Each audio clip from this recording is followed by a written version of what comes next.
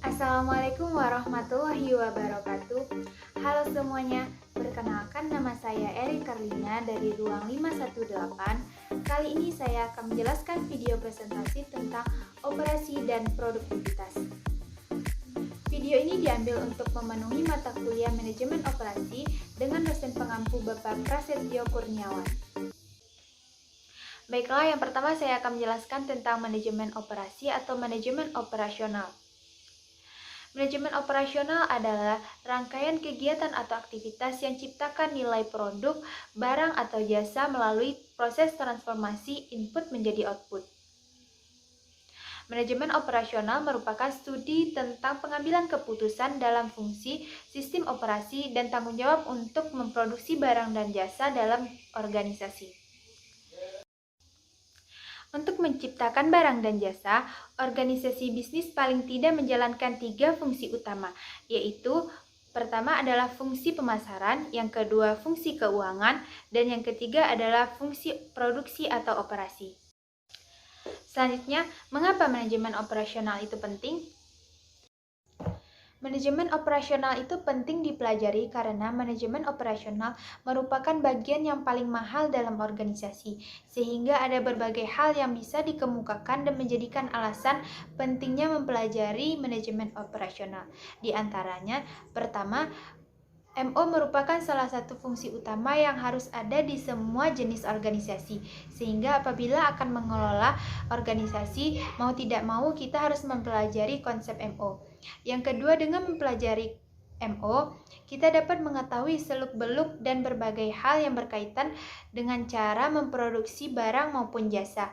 Yang ketiga, dengan mempelajari MO, kita dapat memahami dan mengerti benar apa yang seharusnya dilakukan oleh manajer operasional. Yang terakhir adalah efektivitas dan efisiensi manajemen operasional akan berdampak besar terhadap perubahan perusahaan. Apa saja yang dilakukan oleh seorang manajer operasional dan lingkup tanggung jawabnya? Tugas atau aktivitas serta tanggung jawab seorang manajer operasional tergambar dalam 10 keputusan utama. Yang pertama yaitu ada desain barang dan jasa, yang kedua manajemen kualitas, yang ketiga desain proses dan kapasitas, yang keempat strategi lokasi, yang kelima strategi layout, yang keenam sumber daya manusia dan desain pekerjaan, yang ketujuh manajemen rantai pasokan, yang kedelapan manajemen persediaan, yang kesembilan penjadwalan, dan yang kesepuluh pemeliharaan. Selanjutnya, apa saja bidang kegiatan yang masih memerlukan keahlian manajemen operasional? Bidang kegiatan yang perlu keahlian manajemen operasional antara lain, yang pertama ada manajer pabrik, yang kedua ada direktur pembelian, yang ketiga adalah manajer mutu, yang keempat adalah konsultan perbaikan proses, yang kelima adalah manajer dan perencana rantai pasokan. Selanjutnya ada sejarah lahirnya konsep manajemen operasional. Berikut ini kejadian penting dalam perkembangan manajemen operasional. Fokus pada biaya, early concept pada tahun 1976 sampai 1880. Yang kedua, scientific management era pada tahun 1880 sampai 1910. Dan yang ketiga adalah mass production era pada tahun 1910 sampai 1980. Yang kedua, fokus pada waktu lean production era pada tahun 1980 sampai 1995, dan yang terakhir adalah fokus pada consumerization mass consumerization era 1995 sampai 2010. Selanjutnya, contoh kegiatan manajemen operasional barang atau jasa. Yang pertama ada produk barang, contohnya seperti manufaktur, pertanian, perkebunan, perikanan, berbagai pabrik, produk pembuatan produk barang, pertambangan, industri berat maupun ringan, konstruksi, otomotif, dan perumahan. Selanjutnya ada produksi jasa, contohnya seperti jasa profesional, pendidikan, hukum, kesehatan, perdagangan, layanan masyarakat, transportasi, perbankan, asuransi, hiburan, dan lain sebagainya. Selanjutnya kita masuk pada materi kedua, yaitu produktivitas. Produktivitas adalah perbandingan antara output barang dan jasa yang dihasilkan dengan input sumber daya yang digunakan untuk menghasilkan output. Rumus produktivitas adalah output dibagi input. Selanjutnya ada rumus produktivitas lainnya, yaitu single factor productivity, yaitu rumusnya output dibagi input. Sedangkan multifaktor productivity yaitu output per labor ditambah material cost ditambah overhead cost. Oke, selanjutnya ada contoh perhitungan produktivitas. Diketahui rata-rata output yang dihasilkan yaitu 600 unit per minggu. Jumlah pekerja 3 orang, maka produktivitas tenaga kerjanya yaitu 600 dibagi 3 kali 8 kali 5 sama dengan 5 unit per jam.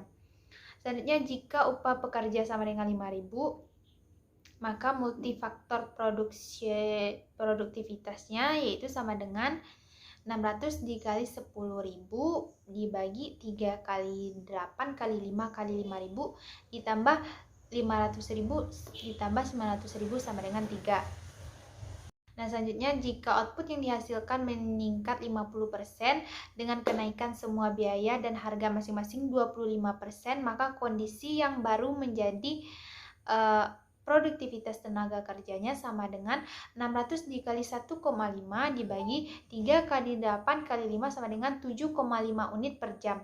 Berarti ada peningkatan produktivitas tenaga kerja 50% dari sebelumnya.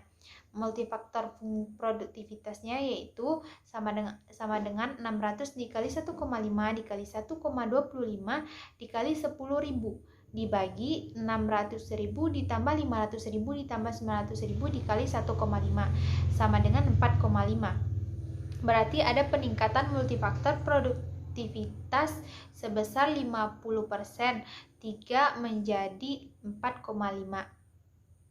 Selanjutnya teman-teman ada variabel produktivitas. Peningkatan produktivitas tergantung pada 3 variabel berikut antara lain. Yang pertama ada tenaga kerja. Peningkatan kontribusi tenaga kerja pada produktivitas disebabkan oleh tenaga kerja yang lebih sehat, lebih berpendidikan, dan bergizi baik. Berdasarkan sejarah, sekitar 10% peningkatan produktivitas tahunan dikaitkan dengan adanya peningkatan kualitas tenaga kerja. Yang kedua ada modal, investasi dan pajak meningkatkan biaya modal, serta membuat investasi menjadi mahal. Yang ketiga ada manajemen. Manajemen merupakan faktor produksi dari sumber daya ekonomi.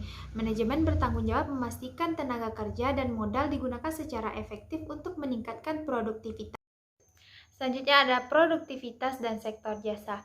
Sektor jasa memberikan sebuah tantangan khusus terhadap pengukuran produktivitas yang akurat dan peningkatan produktivitas.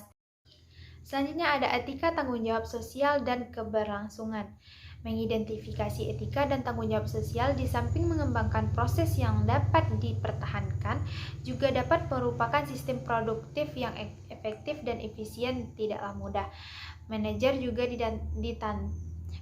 juga ditantang untuk melakukan hal berikut. Yang pertama, untuk menghasilkan produk yang aman, berkualitas tinggi, dan ramah lingkungan. Yang kedua, melatih, mempertahankan, dan memotivasi karyawan dalam sebuah tempat kerja yang aman. Dan yang ketiga, menghargai komitmen-komitmen dalam pemangku kepentingan. Yang ketiga, menghargai komitmen-komitmen dari para pemangku kepentingan.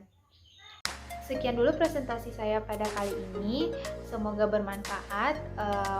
Mohon maaf jika ada kekurangan kata atau penjelasan yang kurang maksimal. Saya mohon maaf. Terima kasih untuk teman-teman yang sudah menonton. Kurang lebihnya saya mohon maaf. Wassalamualaikum warahmatullahi wabarakatuh. Jangan lupa di like, subscribe, dan komen ya. Dadah.